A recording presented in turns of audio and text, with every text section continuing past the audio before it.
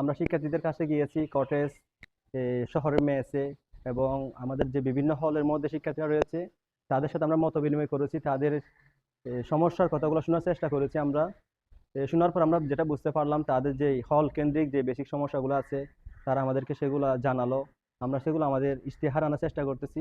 পাশাপাশি আমরা কটেজে যখন গেলাম, কটেজের মধ্যে যাতায়াতের অনেক সমস্যা আছে, খাবার দাবার নিয়ে সমস্যা, তারা আমাদেরকে এগুলো জানালো। আমরা যখন দেখতে এরপরে আগামীকালকে থেকে ক্যাম্পাস চলমান থাকবে। আগামীকালকে থেকে আমাদের নতুনভাবে আমরা আমাদের পড়াশোনার কার্যক্রম, ফ্যাকাল্টি এবং এই স্টেশন থেকে আমাদের পড়াশোনা থাকবে।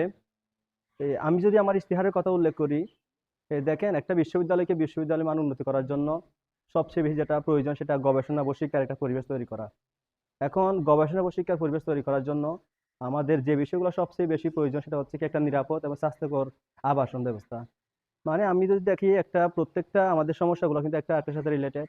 আমরা গবেষণার দিকে চিন্তা করতে গেলে আমাদের আবাসন আছে, নিরাপদ একটা ক্যাম্পাস, তারপর আপনার একটা নিরাপদ যাতায়াত ব্যবস্থা আছে।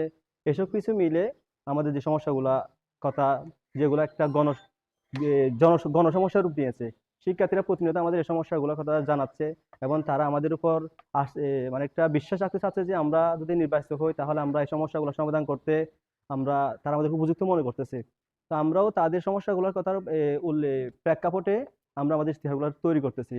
তা আমরা এটা প্রতিশ্রুতি দিতে পারি যে যদি আমরা নির্বাচিত হই তাহলে আমরা আমাদের জায়গা থেকে সর্বোচ্চ জবাবদিহিতা নিয়ে আমরা আমাদের কার্যক্রমগুলো বাস্তবায়ন করতে পারবো।